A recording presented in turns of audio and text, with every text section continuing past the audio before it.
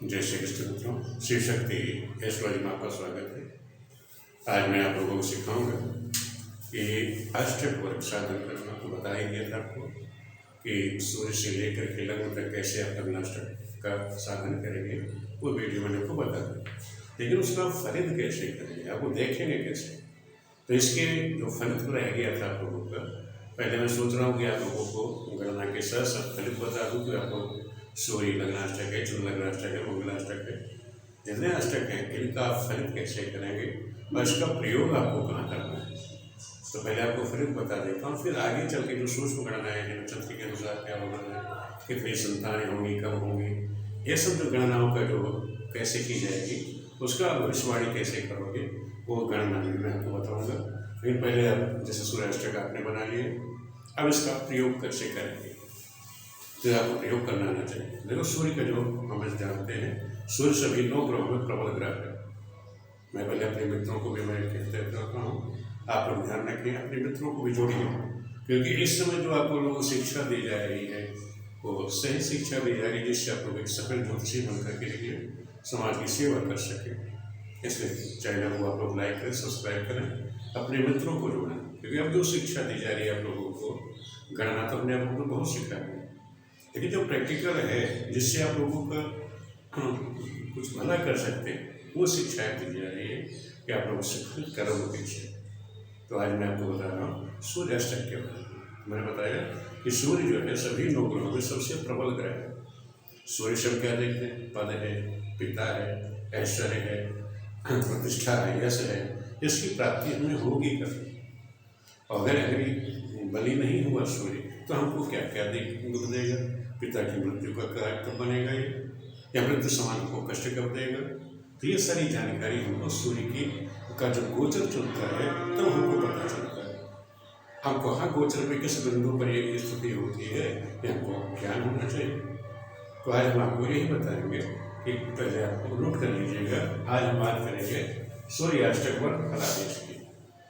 अब हमने देखा कि हमने जो अष्टक वर्ग बनाया, ये चार्ट आपको बनाया था, तो यहाँ पर ध्यान रखो, जब सूर्य गोचर करते समय जहाँ जहाँ पर इसको शून्य बिंदु प्राप्त है, जैसे ये हमारे द्वादश भाव थे, इन द्वादश भाव में कहाँ कहाँ पॉइंट 4 पॉइंट में, कहीं 6 मिला, कहीं 4 है, कहीं 3 है, कहीं 2 है और कहीं पे 3 है। एक लास्ट में जो को पॉइंट मिले सूर्य के द्वादश भाव में गोचर करते समय, इन पॉइंटों से इसको कहाँ क्या फल प्राप्त होगा, एक कुंडली के उदाहरण के द्वारा भी समझाऊंगा। और वैसे भी आपको कर लीजिए कि अगर कहीं इस तरह से सूर्य किसी भाव में कहीं अगर 0 लिखा हुआ, यहाँ जैसे 4 लिखा है, कहीं 0 पॉइंट है लिखा हुआ, अगर वहाँ से वो गोचर करेगा तो क्या फल देगा, तो नोट कर लीजिए। तो अगर कहीं पर 0 बिंदु लिखा है तो समझ लेना मृत्यु तुल्य कष्ट प्राप्त होगा या पीड़ा देगा। अगर कहीं पर वो गोचर करते समय योग जो आया होगा तो उस भाव में कहीं पर 0 आया हुआ है, और उस भाव से जब भी सूर्य गोचर करेगा तो समझ लेना मृत्यु समान कष्ट देगा, पीड़ा देगा। दूसरा समझ लो, कहीं पर वो 1 पॉइंट लिखा हुआ है, जहाँ पे योग आया हुआ है, योग अगर 1 लिखा है तो समझ लें जब सूर्य वहाँ से गोचर करेगा तो क्या करेगा, स्वास्थ्य संबंधी परेशानी देगा, आधारण लोगों से निंदा कराई, लोगों का चुगली करो, कुटिलता है, इस तरह के आप उसका व्यवहार होगा जातक का, जिसके यहाँ 1 पॉइंट पर जहाँ सूर्य है अगर वो वहाँ से गोचर कर रहा है तो क्या इसलिए करेगा, स्वास्थ्य संबंधी परेशानी, आधारण लोगों की निंदा करवाएगा और कुटिलता का स्वभाव पैदा कर देगा। किसी कुंडली में जब जहाँ भाव है, जैसे यहाँ पर 2 भाव 2 पॉइंट लिखा हुआ, अगर इसकी कुंडली में जैसे जातक की कुंडली है जिसकी हमने कुंडली हुई है, मेरे जातक है और सूर्य अष्टक मैंने बनाया हुआ है। अब यहाँ पर सूर्य जब गोचर करेगा कहाँ से, कौन से भाव से, कौन सा भाव है, 9वां भाव, कौन सा भाव है, 9वां भाव से जब सूर्य गोचर करेगा, जहाँ पर इसको 2 पॉइंट मिले तो क्या करेगा ये, जब 2 पॉइंट राजगृह होगा, दुष्कृतियों में समय में रहेगा, धन का व्यय फजूल खर्ची होगी, और जहाँ भी कार्य करेगा अपने उच्च कार्यों से मतभेद पैदा करेगा। तो ये समझ लो, जब भी ये 9वां भाव से ये सूर्य यहाँ पर गोचर करेगा तो क्या क्या कर देगा, राज्य में दुष्कृत्यों को समय कर देगा, धन का व्यय करा देगा, अपर अधिकारियों से मतभेद करा देगा जब भी सूर्य यहाँ 9 से गोचर करेगा। अब देखो 3 कहीं लिखा हुआ, जैसे चार्ट बना हुआ है, कहीं इसको 3 पॉइंट मिले, आखिरी पॉइंट कहाँ मिला हुआ है, अष्टम भाव को। अब अष्टम भाव विशेष जातक की कुंडली में मिलेगी। अब यहाँ सूर्य इस गोल कुंडली में कहा अष्टम भाव से गोचर करेगा। अष्टम भाव में सूर्य यहाँ से गोचर करेगा। क्या भी अष्टम भाव में कितने पॉइंट मिले हुए? अष्टम भाव में 3। इस कुंडली में जब भी सूर्य अष्टम से गोचर करेगा तो क्या फल देगा? बीमारी देगा, आयुष का कार्य कराएगा, इस तरह के देगा तो जो उसके मन का काम नहीं वो कार्य कराएगा, और दूसरा बीमारी है रोगी वो पैदा कर देगा। तो इस तरह से ध्यान को कहीं भी अगर सूर्य यहाँ पर 3 बिंदु प्राप्त है वहाँ से गोचर करेगा तो उससे अनिष्ट पड़ेगा। अब कहीं पर 4 पॉइंट दिए हैं, अब जहाँ पर 4 पॉइंट जिसको मिले हैं, 4 पॉइंट का मतलब ये हो गया इसे शुभ अशुभ हर तरह का फल प्राप्त होगा। शुभ अशुभ दोनों पर मिश्रित कहते हैं इसको। चौथा क्या है? शुभ अशुभ दोनों तरह के फल मिलते हैं। जैसे लग्न से गोचर करेगा, द्वितीय भाव से गोचर करेगा, तृतीय से गोचर करेगा, या पंचम भाव में गोचर करेगा, छठे भाव से गोचर करेगा, सप्तम में गोचर करेगा, तो इसको 4 पॉइंट प्राप्त है। जब भी ये सूर्य यहाँ से गोचर करेगा तो शुभ अशुभ दोनों तरह के फल इसको प्राप्त होंगे जिस जातक की कुंडली। नेक्स्ट समझ लीजिए, कहीं पर इसको 5 पॉइंट प्राप्त है, जैसे 5 मिले तो 5 है तो क्या होगा? उसको आर्थिक लाभ मिलेगा, कामना की पूर्ति होगी, विद्याभ्यास से उसको लाभ मिलेगा। कहाँ? यहाँ पर इसको 5 पॉइंट प्राप्त। 5 कहाँ प्राप्त है? इसके दशम और एकादशी। जब सूर्य दशम से एकादश से गोचर करेगा इसको जातक की कुंडली में, जिसकी कुंडली है उसका जिसका चार्ट बनाया हुआ है, अगर उसके ये दशम एकादश से जब भी सूर्य गोचर करेगा तो उस समय उसको क्या प्राप्त होगा? आर्थिक लाभ मिलेगा, कामना किसकी पूर्ति होगी, विद्याभ्यास से उसको लाभ मिलेगा, विद्या से उसको धन की प्राप्ति होगी। कई 6 पॉइंट मिल रहे हैं। अब यहाँ देखो 6 कहाँ है? 6 पॉइंट पर प्राप्त इसको चतुर्थ भाव। अगर 1 से है तो वाहन की प्राप्ति, वाहन से प्राप्त होगा, गृहस्थ से प्राप्त होगा, उसका भाग्य होने होगा, उन्नति होगी, अच्छे पदों पर चले जाएगा, अच्छे पदों पर भी इसको पद की प्राप्ति हो जाएगी। कहीं पर 7 पॉइंट लिखे हो, इस तरह से आपने योग किया तो वहाँ पर 7 पॉइंट लिखा हुआ है तो व्यवसायिक प्रगति होगी, नौकरी में पदोन्नति होगी, भारी लाभ मिलेगा, अच्छा लाभ मिलेगा। 8 मिल रहे हैं तो कहीं पर योग इसका 8 है, वहाँ से सूर्य गोचर करेगा तो क्या होगा?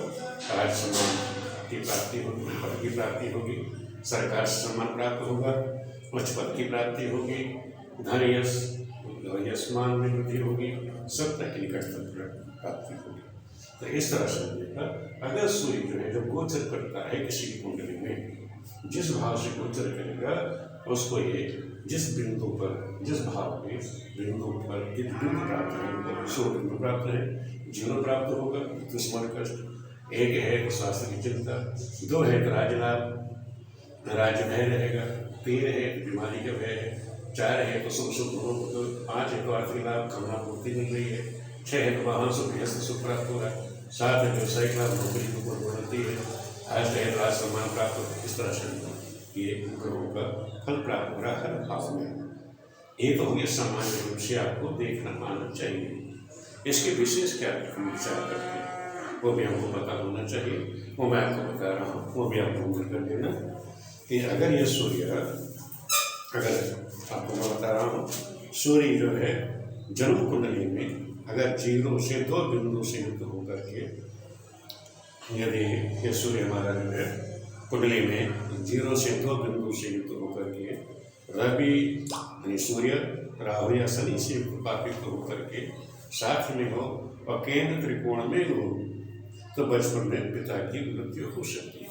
कैसे? समझ लो कि इसी कुंडली में अगर उसको 0 या 2 पॉइंट कितने प्राप्त हो, 0 प्राप्त हो या 2 प्राप्त हो और उसका गोचर कहाँ हो रहा हो? केंद्र त्रिकोण से, जैसे नगर में, पंचम में, 9 इन स्थानों से गोचर कर रहा वहाँ सूर्य। फिर समझ लीजिए अगर पॉइंट बिंदु प्राप्त हो 0 से 2, 0, 1 या 2 ये प्राप्त हो और सूर्य गोचर कर रहा हो लग्न में, पंचम या 9 में गोचर करता है तो उस समय पिता को कष्ट प्राप्त होता है। ये ध्यान रखो या पिता की मृत्यु हो सकती है। उस समय ध्यान रखोगे जब कुंडली बनाओ, विषों की दशा भी चेक करो, ये जो समय पिता पे कोई शनि की ढैया वगैरह तो नहीं चल रही है, अगस्त में शनि दशा चल रही है और गोचर में बता दिया आपको 0 और 2 पॉइंट प्राप्त हो। सूर्य भी गोचर में आ जाए त्रिकोण में, यानी लग्न में, और त्रिकोण को समझ ही गया कि 1, 5 और 9 में जब गोचर कर रहा है तो समझ लेना पिता को मृत्यु समान वो कष्ट दे। केंद्र त्रिकोण, ध्यान रखो केंद्र त्रिकोण दोनों की बात हो रही है।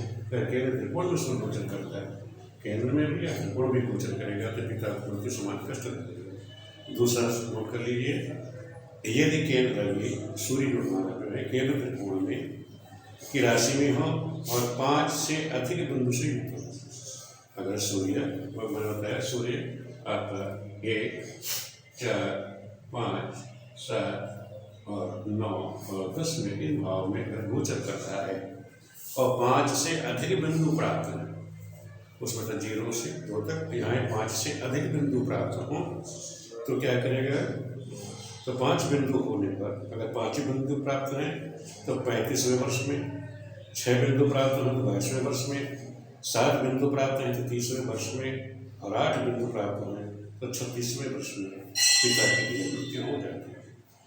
ये चीज़ आप बिल्कुल नोट कर लीजिएगा कि अगर 0 से 2 बिंदु प्राप्त है तो पिता की मृत्यु, और केंद्र त्रिकोण से सूर्य गोचर कर रहा है तो बचपन में ही पिता की मृत्यु हो जाती है।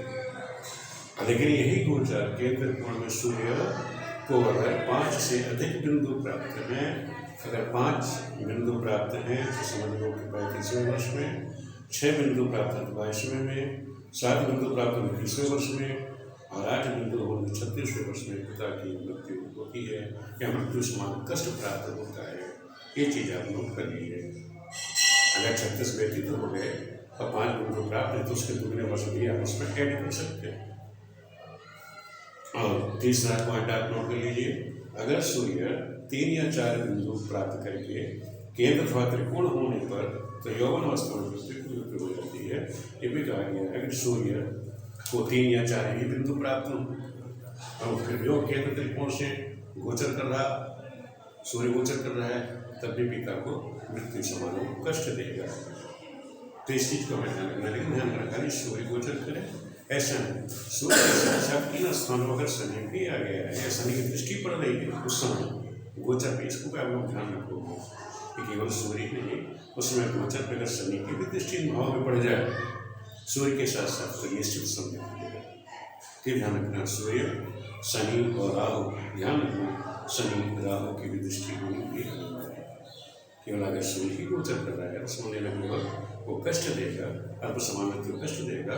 लेकिन राहु शनि की भी दृष्टि उस समय अगर पड़ गई उसी भाव का जहाँ से गोचर कर रहा है तब समझ लेते निश्चित है कि इस तरह की कष्ट होती समान कष्ट प्राप्त होगा। तो इस तरह से हमको कुंडली का विश्लेषण करना चाहिए। कुंडली ध्यान दीजिएगा कि विश्लेषण करते समय हमें बहुत ध्यान देना है। और अगर रवि को, अगर सूर्य को अपने अष्टक वर्ग में अधिक बिंदु जहाँ प्राप्त हैं, जब उस स्थान से गोचर भ्रमण करेगा तो समझ लेना मानवीय प्रसंग होंगे, नव निर्माण होगा, धार्मिक यात्रा भी संपन्न होगी। जैसे 5 बिंदु से ज़्यादा को प्राप्त है, 5 से 8 तक है, वहाँ से सूर्य गोचर कर रहा है तो वहाँ पर ध्यान रखो कि शुभ कार्य भी होता है, मानवीय प्रसंग है, नव निर्माण है, धार्मिक कार्य है, तीर्थ यात्रा की भी संपन्नता होती है। इस तरह के शुभ कार्य भी होते हैं। और जिस राशि में सूर्य को अधिक बिंदु प्राप्त हो जाए तो सूर्य वहाँ से भ्रमण करने लग जाए तो आरंभ में तो वो अच्छे शुभ रहता है, लेकिन जहाँ कम बिंदु हैं वहाँ से जब सूर्य भ्रमण करता है, भ्रमण करता है तो क्षति देगा, यानी नुकसान देगा। आर्थिक दिक्कतें परेशानी मैंने आपको बताया था क्या क्या दिक्कतें देता है। तो इस तरह से हमें देखना है कि सूर्य का जो गोचर है हमें कैसे कैसे देखना है वो मैंने बता दिया कि इस तरह से जब आप अष्टक मैंने आपको बनाया, इन भाव से जब सूर्य गोचर करेगा, जिन भाव में कम बिंदु हैं उनका क्या फलित होगा, और जहाँ पर इसको अधिक बिंदु है वहाँ शुभ फल प्राप्त होंगे। 4 से 8 तक जगह 5, 6, 7, 8 इन पे उनको शुभ प्राप्त होगा और 0, 1, 2, 3 तक जो है वो अशुभ प्राप्त होते हैं। निश्चित आप लोग ध्यान रखोगे, इस तरह से आप सटीक भविष्यवाणी कर सकते हैं। वह सूर्य का गोचर इस समय इस भाव से चल रहा है तो किस समय अच्छा फल देगा, किस समय शुभ फल देगा। आप लोग देखेंगे।